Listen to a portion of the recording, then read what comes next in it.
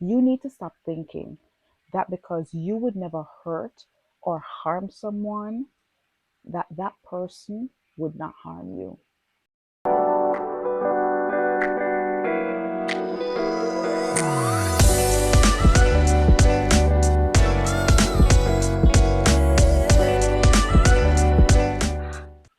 Hi, I'm Tamara, and welcome back to my YouTube channel.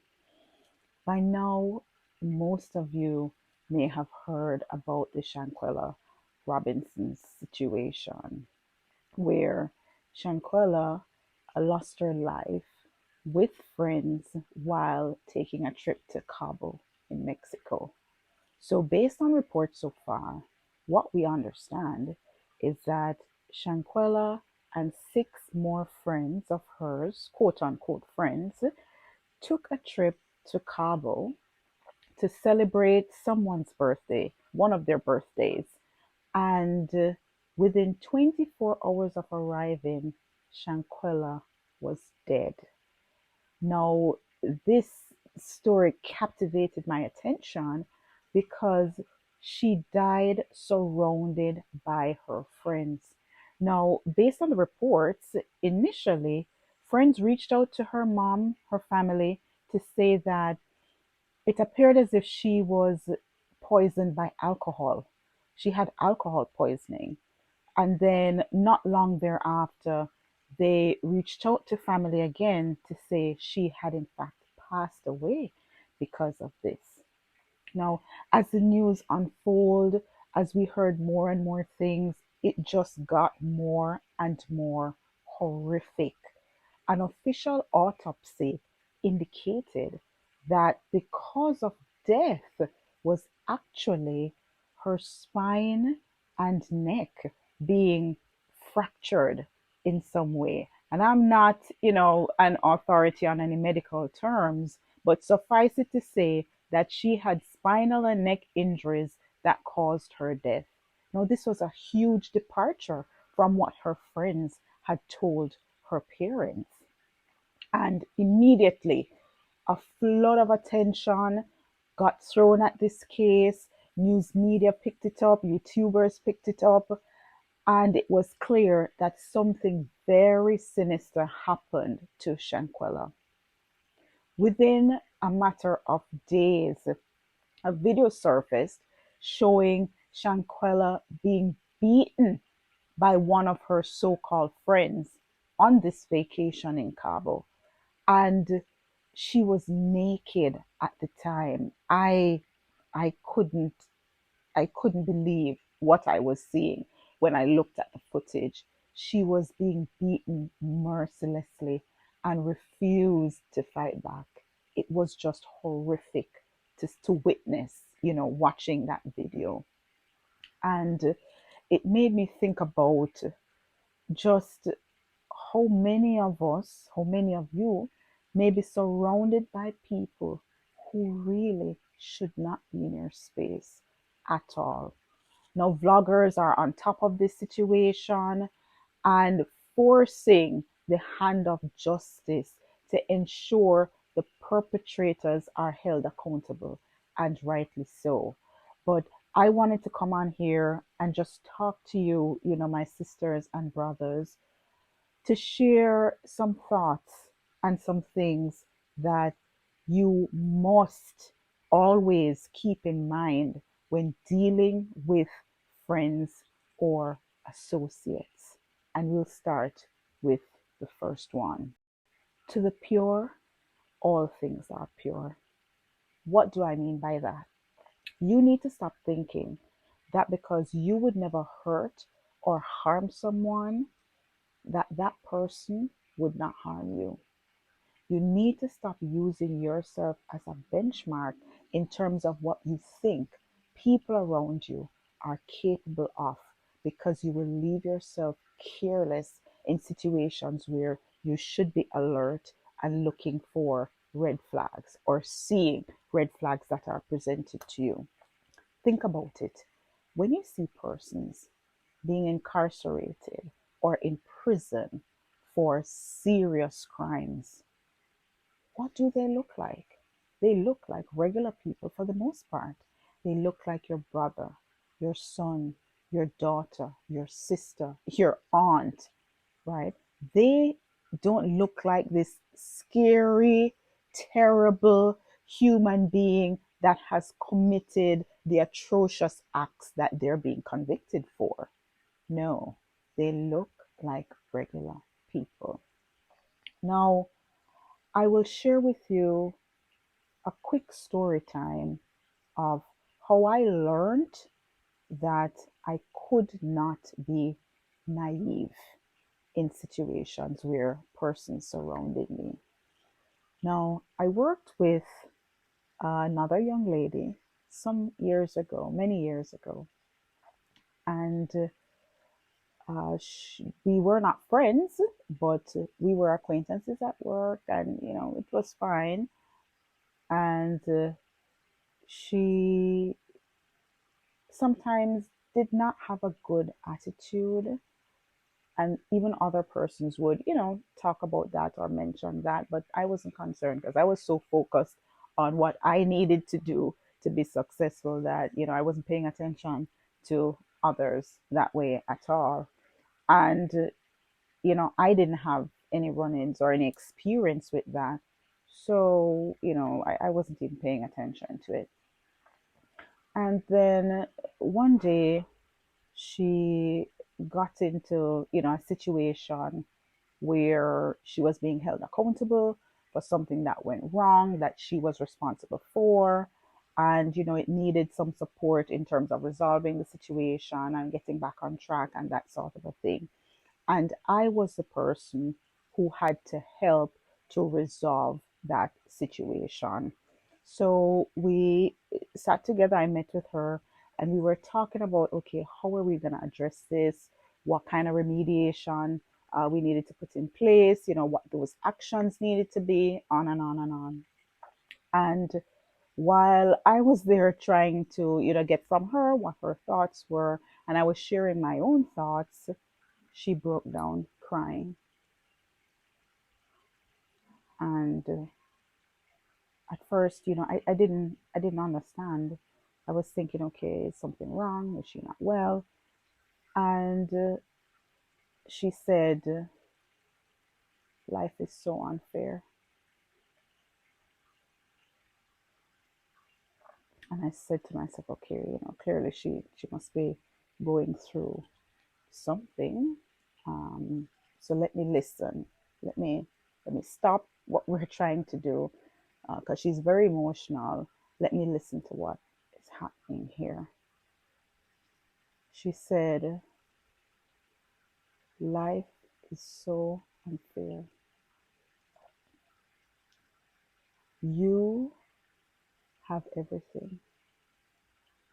And I was confused. I'm trying to follow what she's saying.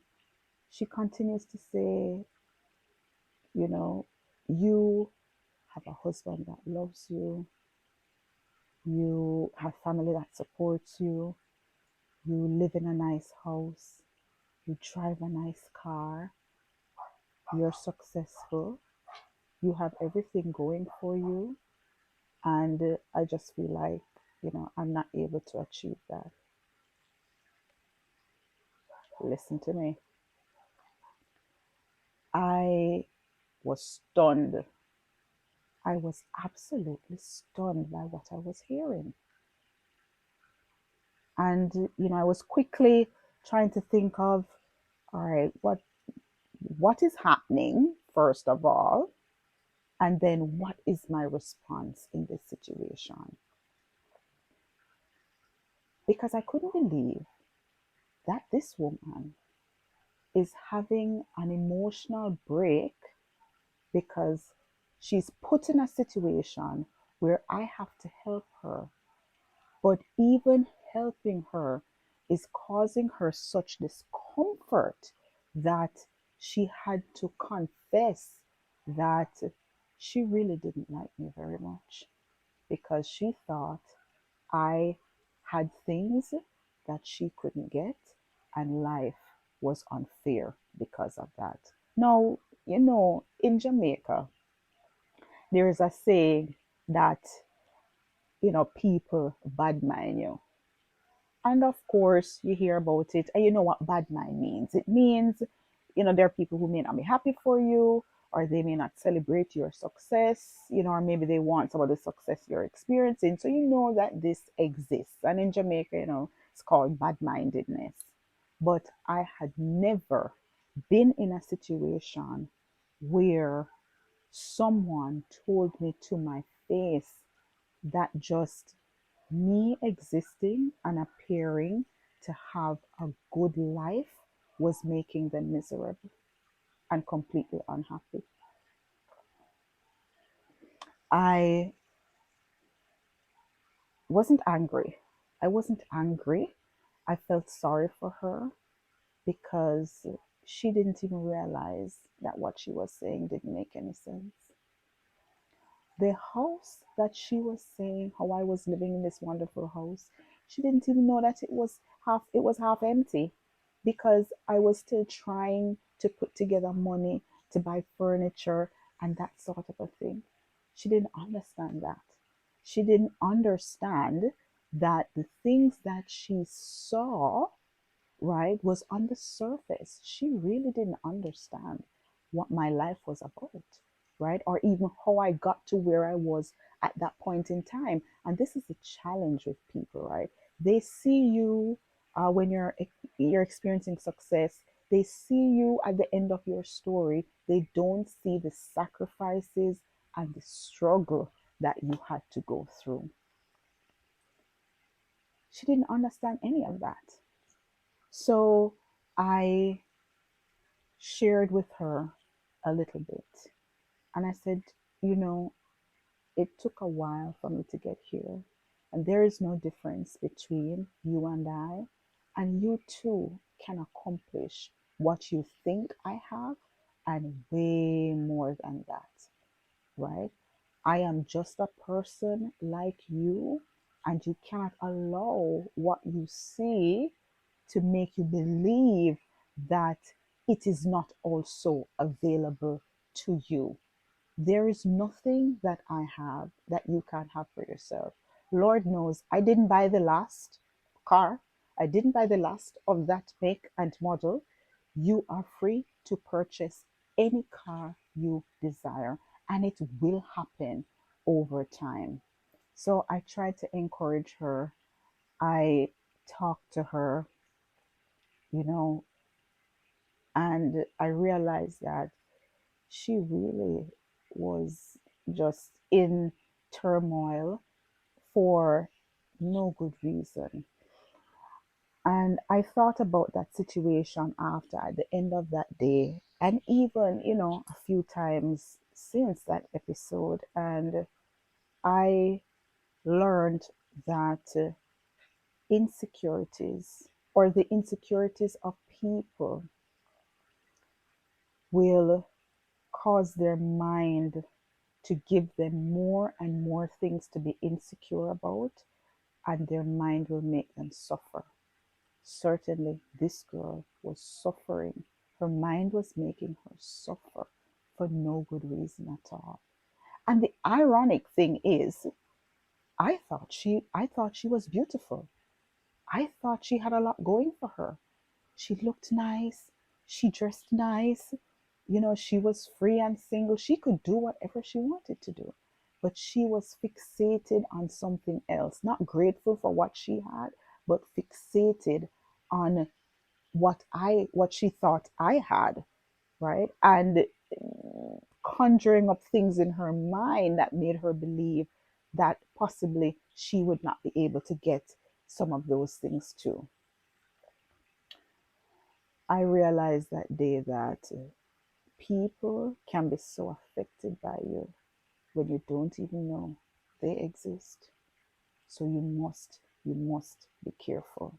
The next thing I want you to keep in mind is, don't allow guilt to make you a victim.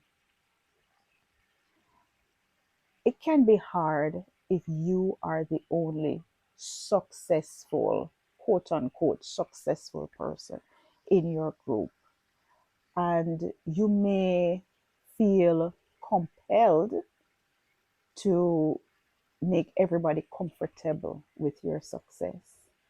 And that may entail you being the one to purchase all the drinks when you're at the club or you're at a party, or it may make you feel like you have to pay for an entire vacation for all your friends to be able to be with you, or to spend in a way that you wouldn't normally spend, but you're doing it because you want to continue to be accepted and you don't want others to feel badly because you are successful. You should not do that, because you will open up yourself to be used by people that don't even care about you. Those people who are your friends will show up for you no matter what. And, you know, life takes us in many different paths. And it's not about forgetting your friends or forgetting your family. You have to take care of what you need to do to become successful. And then when you're in a position where you are able, you most certainly can give back. You most certainly can share with others. But you do it from a place now of fulfillment and confidence and joy. You're not doing it from a place of feeling guilty and wanting to make sure that you preserve friendship. The third thing that I want you to keep in mind is, don't prevent persons from opting out of your friendship. Don't prevent people from walking away when they are choosing to no longer be your friend. There may be instances where you are growing within your career, or your business or otherwise. And you may have a friend that maybe both of you started out on your journey together, maybe you grew up together, and you find that that friend is maybe becoming distant. Or after your evaluation, you're realizing that things may not be the same, and maybe it appears as if they no longer want to be your friend. Don't force it. Don't try to force the friendship. Now, I'm not talking about friends where, life gets hectic, you have a wife or a husband, or you have a family, or you're taking care of your parents, or you're traveling because of work or business or school or whatever it is, right? I'm not talking about that sort of a thing where life happens. And even when you see your friend again, it's okay, everything is cool. You're talking and catching up as if you just saw each other yesterday. You can evaluate and understand what is genuine and what is not. You should do that evaluation. You will know when somebody is no longer wanting to participate in the friendship, and you should allow them to self select out of the friendship if they so choose. I find that sometimes you may not know what really is happening, but they know why they are choosing to no longer be close to you or to no longer be your friend. And sometimes it has nothing to do with you. It may have everything to do with them and how they feel about themselves. You have to understand that sometimes when you are becoming successful, if you have grown up with folks, right? Or you're close to others and you have made sacrifices. Maybe you sent yourself back to school, maybe you did some courses, or you took risks and made sacrifices, and now you're reaping that success. Sometimes persons close to you have to ask themselves the tough question in terms of, well, what have I been doing with my time? What do I need to do differently to experience some success as well, right? You don't know what people are going through personally. And sometimes when they don't want to be around you, it is because they cannot emotionally deal with observing your success up close, and you should allow them the opportunity to walk away. And, in some cases, maybe later on, you can be friends again. I find that in a lot of the cases, though, maybe the time has come for you to move on, and some of these people just will not be able to be your friends anymore. You don't have to have a huge blow up and a huge argument to say, okay, this person is no longer my friend. No, sometimes it happens very quietly. It may happen very quietly where you realize that no matter how you try, this person is no longer interested really in being around you or spending time with you. And that's okay. And that's okay, right? There is nothing that says that the people that are our friends at one point in our life have to remain our friends for our entire life. There is no such thing, right? If you are fortunate to have at least one friend that has been your friend from childhood, for 20, 30, 40 years, that is something to be celebrated, right? That is something to be celebrated. But it does not always happen. So it's fortunate when it does, and it's a good thing, but that's not always the case. So, my friends, I hope that I was able to bring some value to you in terms of sharing these three things that you really need to think about when you have persons in your circle. And may we identify and see the red flags and learn from Shanquella's situation before any one of you are in such, a terrible, terrible circumstance. Until next time, take care. Bye bye.